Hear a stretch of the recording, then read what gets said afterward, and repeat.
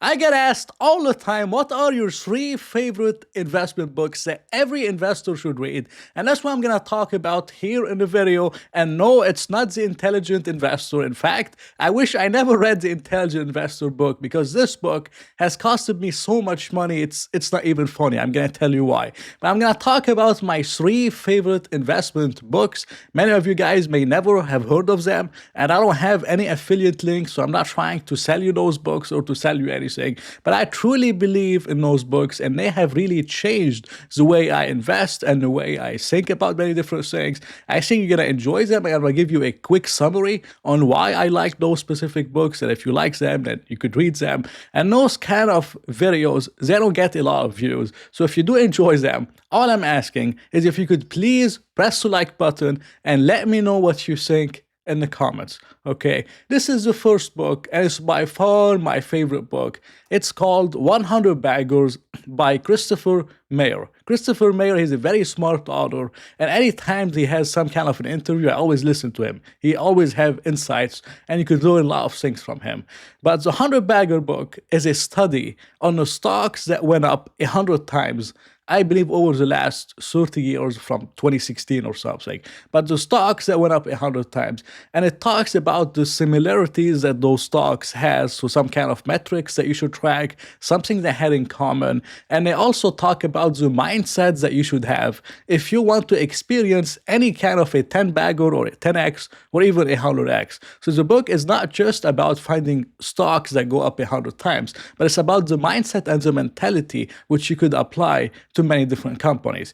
And the first thing that requires you to have, if you want to experience anything close to 10 bagger or 5 bagger or even 100 bagger, is extreme patience. And if you study one of the best performing stocks of all time, many of them have gone down 50% at least 6 times, 7 times, 5 times. Apple, I believe, has gone down 50% 5 times. This Apple is one of the best performing stocks of all time.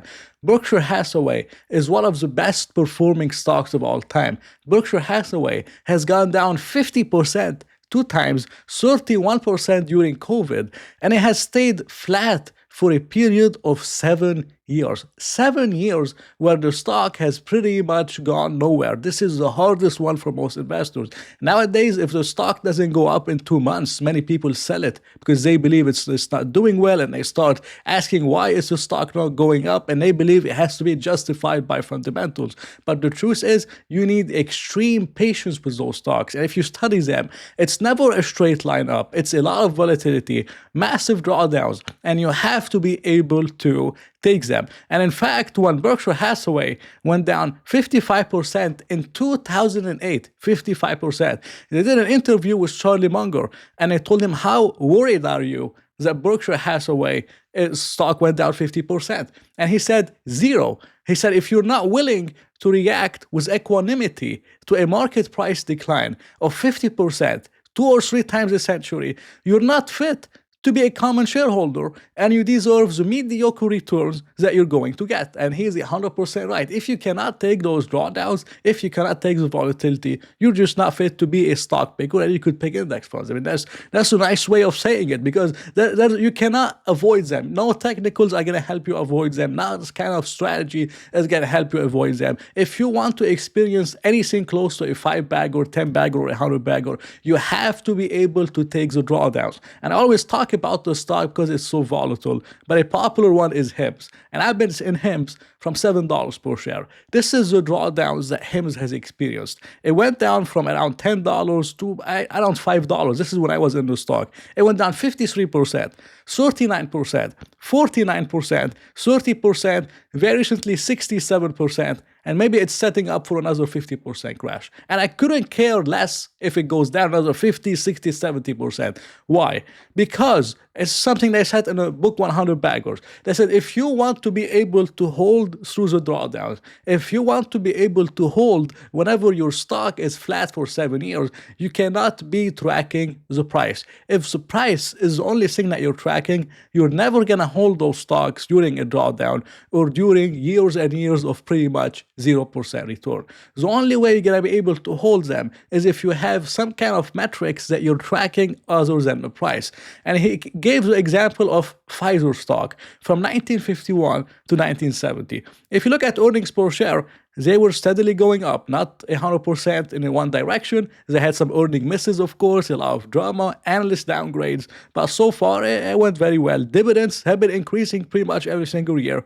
Book value per share has been steadily increasing. Return on equity remained very high for return on equity. So if you were tracking all those metrics, you're like, Pfizer is such an amazing story. But if you look at the stock price, it was all over the place. It was going up 100%, down 50%. It was so choppy. But if you just look at the fundamentals on what you own, which is a piece of a business, the business was getting better. It was performing amazingly well. But the stock price is a completely different story. So if you want to have the patience to hold those stocks, to experience a 2-bag or 5-bag or 7-bag or 10-bagger, you cannot be consistently looking at the price. You have to put the stocks in what he calls a coffee can portfolio, which I believe it was in the old days when they had a coffee can and they used to put in the stock certificates in the coffee can, I think, and they put it under the bed or something with savings under the bed, and then they don't touch them for years. It's kind of the same thing with stocks. He recommends, and I recommend also, that if you have stocks, they have like so much potential that it's pretty much crazy. Like maybe stocks like Hims, SoFi, Robinhood, microcaps. And I'm not talking about Apple. I'm talking about like any kind of stock that has a lot of potential that's extremely volatile. Maybe you could create another broker account, put those stocks in this account and not look at them every day. Because as long as you're looking at them, you're going to get the tendency to trim them because the stock is up so much. Like people ask me all the time, should we trim Robinhood? Robinhood is up 80% since you bought it 4 weeks ago. Shouldn't we sell it? Shouldn't we trim it? It's up so much. But I know Robinhood to me is in the coffee can portfolio. I'm not touching Robinhood. I don't care if it goes up 100%, 200%. I'm not going to trim it because I know if I want to experience anything close to a 5-bagger, 10-bagger, 50-bagger, or 100-bagger, I need extreme patience. I need not to trim the stock if it goes up. I need not to panic if the stock goes down. And I need to be able to hold if the stock stays flat for 1 year, 2 years, 5 years, or 7 years. But nowadays, even 3 months of stocks going nowhere is enough to trigger a lot of retail investors where they give up on the stock. I've seen it in my own investment group. I had a stock last year. We bought it in August. It stayed flat from August to December. Okay, people were doubting the stock like crazy. This year, the stock is up 44%. So you kind of never know when it happens, and you have to track something other than the price, and it's mainly its underlying fundamentals around a specific stock. And 100 Bagger is amazing, and it's one of my favorite books, and I highly recommend reading it. It's a pretty amazing one. The second one is a book that I believe 90% of you don't know about, and it was recommended to me last year, and I read the book, and it's a pretty amazing book, and it's titled Where the Money Is: Value Investing in the Digital Age. I'm sure many of you guys are maybe value investors. You watch my channel, and I started out as a die-hard value investor, buying a lot of hated stocks that you guys would never touch. I can't even talk about them on YouTube without people saying certain things about those stocks. And I invested in a lot of hated stocks and good stocks. I made money, lost some money. It was good in general. But I don't know about you. But for me personally, back in 2013, 2014, 2015, or maybe right now for you guys, you might look at a stock like Amazon. The PE is too high, but the stock keeps on going up. You look at Apple. The PE is too high on Apple, but the stock keeps on going up. You look at many of those stocks, they have such a high PE ratio. You skip them because the PE is high, because they look overvalued, but just the stock keeps on going up and up and up and up. And you might wonder, why is this happening? If you want to know why it's happening and what you're missing, you have to read this book. It's like a revision of the value investor, like Benjamin Graham, but for the digital age. And I believe it's really an amazing one. Now, what Adam has explained in this book is this. And if you look at a company like Amazon, and look at Amazon back in 2014, Amazon was actually losing $241 million. If you look at it, let's say in 2015, the gross profit was $35 billion. Out of $35 billion, only $596 million went to the bottom line. So that made the PE ratio look at 100 or 120. The PE ratio looked extremely expensive. Okay. Now, those companies like Amazon, many of the digital company, many of the tech companies, they have a massive moat and they want to reinvest in strengthening a moat. So many of those companies, they haven't reached the maturity stage. They're still in their early or mid stage of their cycle. They want to reinvest in themselves to innovate, for research, for them to strengthen their moat, to have a better competitive advantage, to come up with new tech, new products, okay? Now, for them to be able to do that, they have to invest a lot into research and development. This is a key word, research and development, and that's on the income statement, okay? Now, if you look at Amazon, out of 35 billion in gross profits, 12.5 billion went into research and development, and only 600 million made itself to the bottom line. Okay. Now, research and development is very flexible, and a company could decide that I don't want to reinvest in myself. I just want to show as much profitability as possible. Now, one of the reasons why companies also reinvest in themselves is to avoid paying a lot in taxes. Many people do those accounting tricks where they put up a lot in research and development instead of paying taxes on it. Why would they do that? They put it in research and development and other kind of expenses. So not much makes itself into the bottom line. So you have to know that. And he compared Amazon to Campbell Soup, but even Pepsi, it's the same thing. Now, if you look at Pepsi, Pepsi has $50 billion in gross profits. They only spend $813 million in research and development, and $9.5 billion makes itself to net income. Pepsi does not need to innovate. Pepsi does not need to come up with new websites and new tech and new products. They already have the product. They have reached their maturity stage. So all they have to do is raise prices, buy back stock, issue dividends.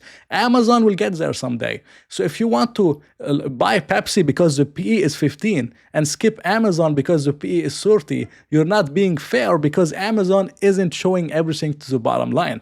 Now, if Amazon wanted to show a little bit to the bottom line, and we look at 2024, you have $311 billion in gross profits. Research and development is $88 billion. Net income is $59 billion. Okay. Now let's assume that Amazon in this case wants to cut, is a mature company. Like they don't want to reinvest in themselves. They have a moat. They cannot find anything in research and development. They just want to put it all in net income. Okay. And we assume that research and development gets cut by $59 billion. And if it gets cut by $59 billion, their net income in this case would go from $60 billion to around $120 billion. Overnight, if Amazon wanted to, tonight, Amazon could do that. Now, if Amazon did that, and net income is $120 billion, because we're going to assume that it's a mature company, okay, the PE that's trading at 33 isn't really at 33, it's around 16 PE. So you're buying today Amazon 16 PE on him if it was to reach maturity. So this is kind of how you have to look at it, where you don't skip tech stocks because the PE is expensive. You have to look at where the money is. Where the money is going into the income statement, it's going to research and development, and they can decide to cut it any times. And if you want to value those stocks, sometimes you have to look at them as you're valuing them if they were mature. So if Amazon 10 years from now was mature, they wouldn't be putting up a lot in research and development. What could come up to the bottom line, and what would Amazon be trading at this adjusted PE that's adjusted for it on a maturity basis? So I believe that's an amazing book, and I highly recommend reading it, especially if you're a value investor. Now, this is the last book, which I believe every investor should read, and it's more about discipline and controlling emotions. Investing isn't much about, knowing what kind of stock is cheap, about doing research. All those things are important. But my main edge personally in investing, and I know this for a fact, is because I'm not too emotional.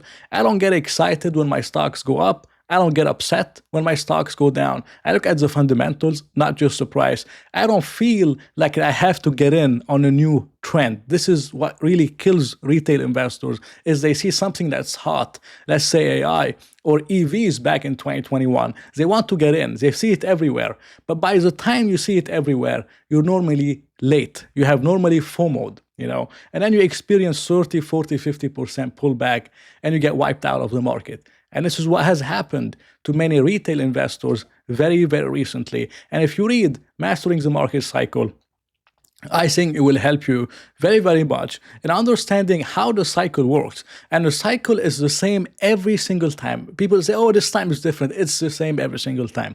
Normally, we start with optimism. Optimism is around a certain subject, a certain theme. So from 2020 to 2022, it was electric vehicles and clean energy, climate change, all that stuff. From 2022 to now, it has been AI. And AI has kind of popped, you could say, this year. And in 2022, we had electric vehicle bubble also popped. But it always starts with optimism around something. Let's take in AI, for example. And AI is legit. It's going to be the future. It's going to change everything. And this is legit, okay? But then everything starts going up. Those stocks double, triple, quadruple.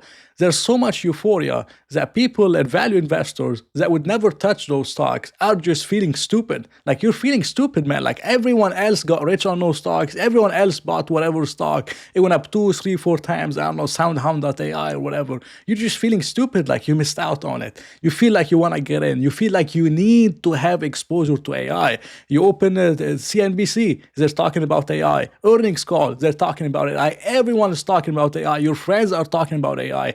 Once everyone is talking about AI, you're normally at the late stage of the cycle, and something happens that causes pretty much a wipeout in the market. And once the wipeout happens, this is kind of normally the best time to really get in on those stocks that people no longer want. But the worst time to get in is when you feel like you really need to have exposure to something, and when everyone else pretty much has the same thesis around something. And it's the same thing with the internet. Internet was going to change the world, and it did change the world. But if you bought Microsoft in 1999, Microsoft had stayed flat for 16 years. From 1999 to 2015, Microsoft returned 0%.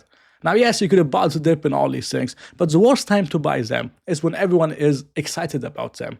And this is something from the books that I want to read to you, which I believe is going to be very helpful for whatever I just talked about in terms of people feeling the FOMO, the fear of missing out, and that really kills a lot of investors. He said, but most investors do capitulate eventually. They simply run out of resolve needed to hold out. Once the asset has doubled or tripled in price on the way up, or halved on the way down, many people feel so stupid and wrong and are so envious of those who've profited from the fad or sidestepped the decline that they lose the will to resist further. My favorite quote on this subject is, "There is nothing more disturbing to one's well-being and judgment as to see a friend get rich." And this is exactly what has happened to many newer investors.